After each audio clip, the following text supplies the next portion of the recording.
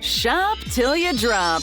Today, you can do your shopping from anywhere with the advent of apps and online websites, but shopping wasn't always that easy. Before the internet, you had to physically go into stores, walking up and down the aisles, browsing every shelf or rack to find what you're looking for. I know, like, how inconvenient. Nowadays, the biggest shopping dilemma is whether you'll be getting free shipping. But has convenience come at a cost? The department store. Throughout the 1800s, local mom-and-pop stores were the primary form of independent business. Viewed as the heart of every neighborhood and town, these shops were often family-owned and operated. The arrival of department stores saw one of the largest shifts in shopping history, taking over the consumer market completely and changing the way we would shop forever. During the mid-1800s to early 1900s, department stores became the most popular location for consumer shopping, offering a one-stop shop for all your daily needs. Some of the biggest names included Macy's, which opened its doors in 1858, followed by Bloomingdale's in 1861 and Sears in 1886. These giant retailers were the first of their kind, taking major cities across the U.S. by storm. Department stores quickly became more than just another place to shop. They were a full-blown phenomenon. Children and their parents alike would line up to experience the amazing selection of products inside. No one had ever seen such extravagant shopping centers before. People were soon going to these new department stores to buy clothes, furniture, appliances, and even tools, all under the same roof. However, the rise of the department store saw an immediate impact on many small businesses at the time. It was hard for a small shop to compete and offer the same selection and prices as the new retail giants on the block. And the decline of the local mom-and-pop shop continues today, now having to compete with superstores like Walmart and Costco. Let's go to the mall. The increased excitement for department stores laid the foundation for the next major transformation in retail, the mall. It was in 1956 that the first fully indoor shopping mall would open in Edina, Minnesota. The growth of malls can be tied directly to the growth of automobiles, and by 1960 there were more than 45,000 malls in the United States. In the 1980s, the mall was pretty much the center of every teenager's life. It was a place to hang out after school and somewhere to land your first job. With the most trendy stores of the day, lots of food choices, and maybe even a movie theater or arcade, teenagers of the day would spend hours each week just hanging out at the mall. However, not all malls are created equal. While most malls would house a few dozen stores, some may have gone a little overboard. In 1992, the Mall of America opened in Bloomington, Minnesota. To this day, it remains the largest mall on Earth with over 500 stores. Oh, and it's not just about the stores. The mall also has a museum, a mini golf course, a mirror maze, and is home to Nickelodeon Universe, its own indoor theme park. Today, as a result of online shopping, malls are starting to see a decline in sales and occupancy. Not all malls have a roller coaster, you know. A 2019 report confirmed that the appeal of malls is in free fall after seeing a 20-year low in sales. The food court. Now, to get through a day of shopping, you're gonna need to keep up your energy. Throughout the 1900s, department stores had a variety of full-service restaurants aimed towards customers who shopped at their different locations. Some staples included Marshall Field's department store in Chicago, which was home to the famous Walnut Room, and Macy's Herald Square in New York City that offered white tablecloth meals. These elevated dining options were meant to enhance the shopping experience for those who visited the stores, encouraging consumers to spend more time and money shopping. By 1954, suburban malls began installing restaurants that provided more convenient food options for hungry shoppers, as opposed to being their own separate destinations. This was the origin of today's mall food court. Later, however, in the 1980s, an increasing trend emerged with the advent of unique mall food destinations, including Orange Julius, Mrs. Fields, and Cinnabon, along with many others. While pizza, fries, and burgers may be standard food court fare, over time, these types of specialized eateries have expanded in an attempt to create a unique dining experience that caters to each shopper. With the birth of the internet in the 90s, shopping centers needed to find different ways to attract customers. When the Mall of America opened in 1992, it became one of the first malls to offer 4 different dining areas, providing a wider selection of food options for shoppers. I guess the lesson is, if you want to keep people shopping, then you better make sure their bellies are full. Although today, you'll probably just order a few things online and then hit the Uber Eats app, the modern version of shopping at the mall and stopping by the food court. Store catalogs.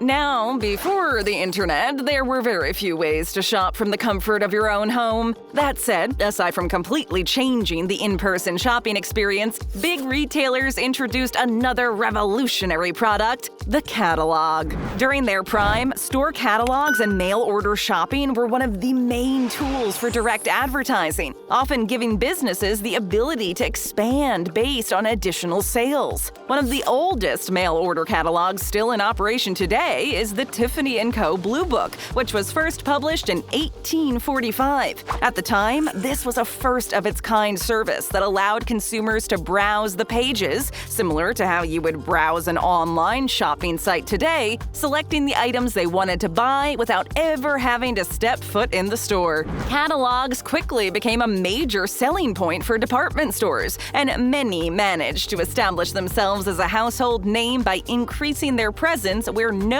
physical store existed. The first annual Sears Christmas catalog made its debut in 1933. Up until the day it stopped publishing in 1993, every kid at one time or another sat down with the Sears catalog to circle what they wanted from Santa. Today, kids are sending screenshots or direct links to products online to make their holiday wish lists. How times have changed. In 1963, JCPenney launched their first catalog, becoming one of the first to offer both in-store shopping and mail-order services. At the time, it was proven that purchases through mail-order and catalog services had a drastic impact on the overall sales of a retail business. For example, in 1982, catalog sales for Victoria's Secret accounted for 55% of their $7 million in annual sales. And the J. Crew Group reported an explosive growth of 25 to 30% a year throughout the mid-80s thanks to their catalog orders. Catalogs hit their peak in 2007 before declining during the Great Recession. Today, they've been replaced by email newsletters, online sales, digital advertising, and virtual coupons that now act as the primary means for retailers to connect with customers. Payment options. The growth in sales throughout the 1900s would not have been possible without advancements in payment options. Yes, you guessed it, we're talking about credit cards. The first credit card, or charge cards, were introduced in the 1920s. These early cards were usually only issued by hotels or individual businesses and stores and could only be used within their specific establishments. Then, in 1950, the Diners Club card became the first universal credit card to be used and accepted at participating dining and entertainment venues. In 1958, the first bank-run credit card was introduced by Bank of America. This was the beginning of credit cards as we know them today. Now, it wasn't always as easy as just tapping your card or your smartphone and then walking out of the store. There were no point-of-sale terminals, so you would hand your card to the clerk, who would then place it in a rudimentary-looking machine. On top of your card, a carbon paper slip would be placed, and the clerk would swipe the arm back and forth, leaving an imprint of your credit card information on the paper slip. Finally, you would sign the slip, get your copy, and you could now take your purchase and leave the store. store. Seems a little complicated by today's standards, no? Evolving from an in-store service, credit cards are now widely used as a convenient payment method for consumers. Banks even offer cash back and rewards options to encourage people to use them. As a result, credit cards have become a major source of debt for many consumers. According to the Federal Reserve, Americans now carry over $1 trillion in credit card debt. Now that's a lot of dollar signs. Taking shopping online.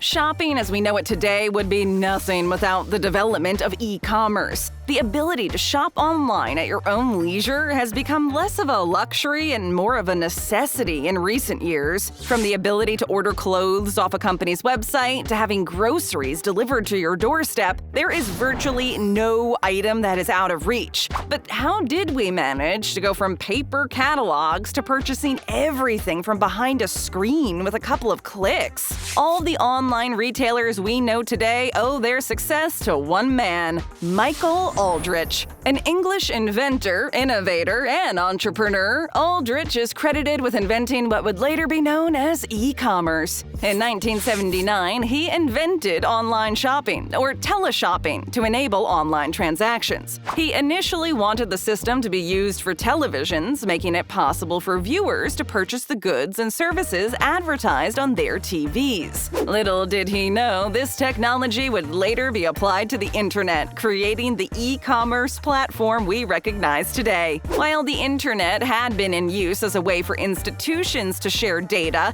restrictions for commercial use were lifted in 1991, resulting in the rapid growth of e-commerce. This was the official launch of the modern internet, and by 1995, there were over 120,000 registered domain names, a number that jumped to 2 million by 1998 and to over 350 million today. One of those domain names from 1995 was Amazon.com. Originally launched as an e-commerce book-selling site, today it is the largest online retailer available to consumers. You name it, Amazon probably has it, and it can be on your doorstep the next day. In 2020, e-commerce made up almost 20% of retail sales, and that number has been increasing steadily every year.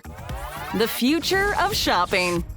Much like the transition from mom-and-pop shops to sprawling malls, the internet has transformed the world of shopping in ways we could never have predicted. Now, in-person shopping has become a novelty or casual pastime, whereas online shopping is increasingly a necessity. Every brick-and-mortar store also has a website to be able to order online. Will there come a time when physical store locations will cease to exist? With malls in decline and giant superstores taking over the retail front, many big names have already paid the price. Stores like Toys R Us, Ames, Sears, Circuit City, and Radio Shack are just a few big names that have disappeared from a changing retail landscape. While technology has taken shopping online, the future of actual brick-and-mortar stores is beginning to look much different. Companies are now testing out stores where you can go in, shop, and leave without any human interaction at all. You fill up with what you need and everything in your bag is automatically scanned as you walk out the door and billed to your credit card.